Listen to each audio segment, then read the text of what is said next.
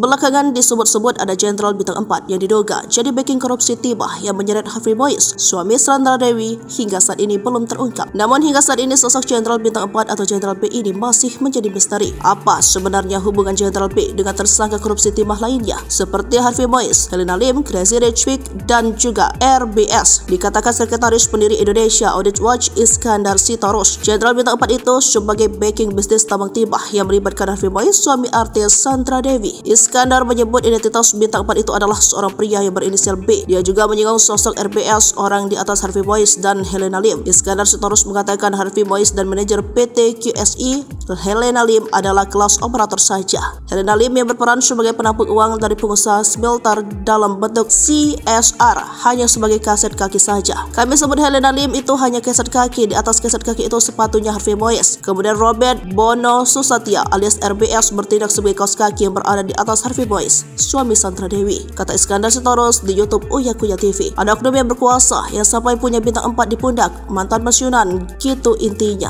tambah Iskandar. Setelah ditanya sosok itu adalah mantan pensiunan, oknum yang berpangkat dan berseragam, Iskandar mengakuinya. Menurutnya ada kelompok kuat dan terorganisir untuk menjalankan praktik hitam bertambang. Kita sebut pernah berinisial B. Itu aja dulu, ungkap Iskandar.